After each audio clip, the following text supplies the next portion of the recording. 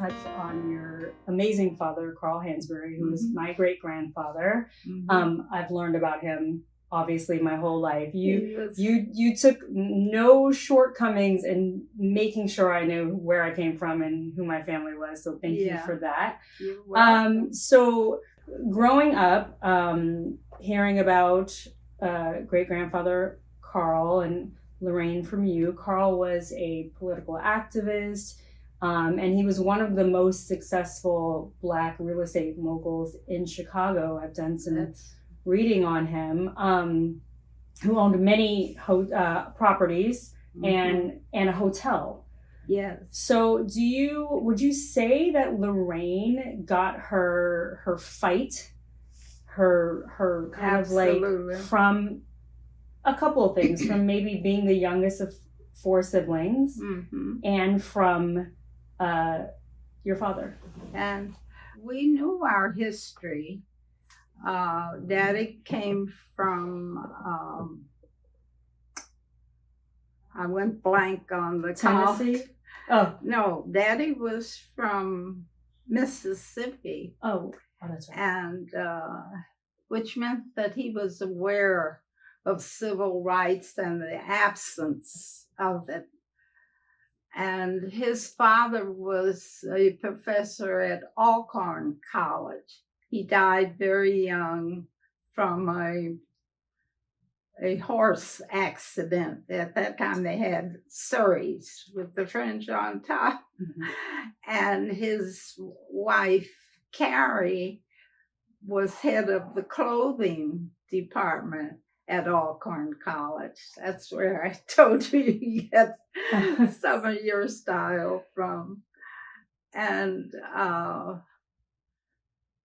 Daddy was very aware. He left Mississippi, I guess, at 19 or 20 years old to go to Chicago, actually. And that's where he met Mother. Mother had come from Tennessee, and her father was a bishop in the church and had been a slave. So they were both had an awareness of civil rights and very determined to change things. Dad was particularly interested in housing. At that time, Blacks were coming in from the Deep South and needed housing. So that's how he figured out how to make a kitchenette. Chicago had beautiful properties and well-built properties and large flats.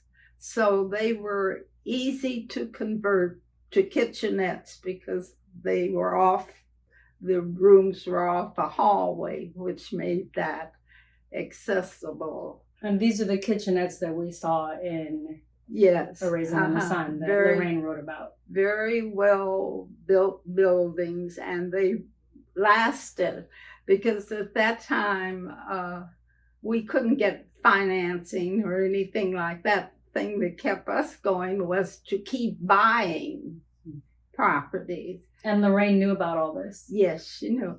Well, that was our outing. We would all pile in the car and go look at properties. That was our fun thing to do. And we each had turns. Daddy very early put property into all of our names. And the property that was in your name, you got to select it. And I remember when I went for my first property, I was around 12 years old. And that really shocked the escrow company to see me marching there. And then when it was time to give my down payment, I opened my purse and took out my check.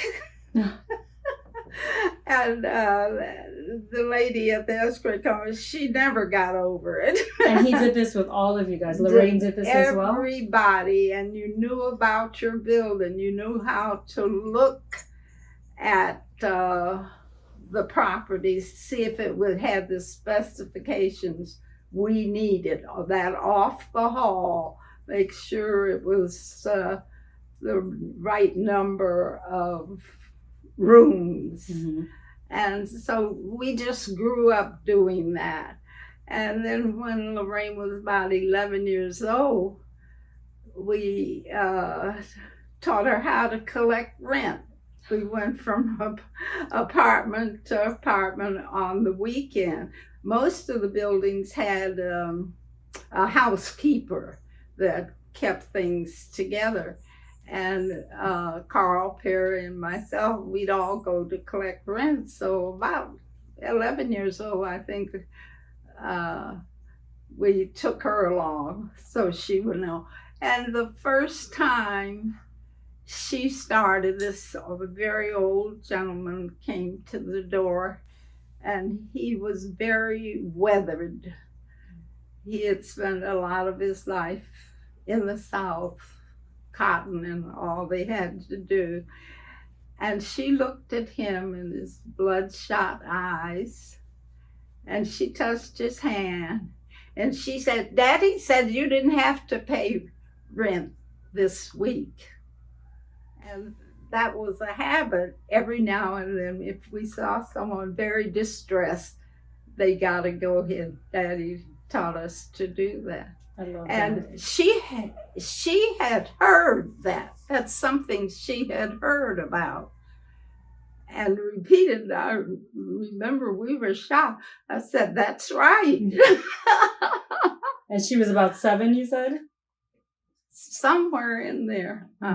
That's wonderful. I love hearing these little kind of tidbits Yeah. that, only you know about.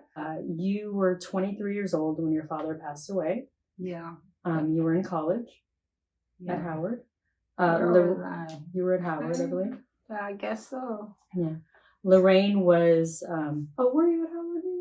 I don't know. I went to Howard in 1940.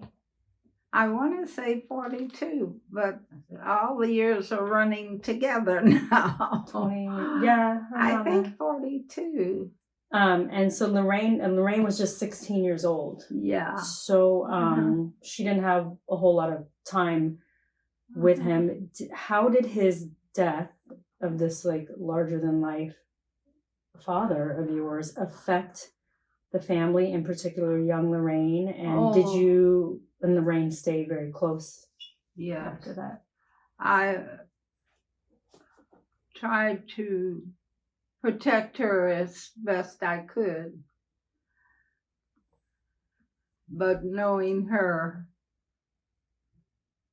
she felt it, but didn't show a lot of emotion, but she felt it deeply, as we all did. I just couldn't believe this was happening.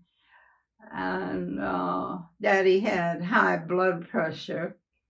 And, years later, I thought the civil rights and all of that, for him to deal with so much of that, gave him the high blood pressure, because he not only did wonderful things for our family, he felt that way about young boys and talking with them and getting them on the right path. His favorite organization was the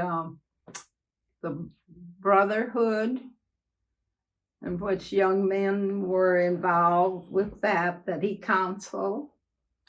The NAACP was his favorite when they didn't have money enough to pay the light bill.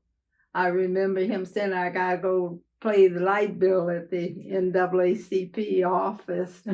And men in that day loved the NAACP. And to this day, I can't wait till this pandemic is over so I can catch up on my donation, even though we had life memberships long ago paid. But that's what I paid.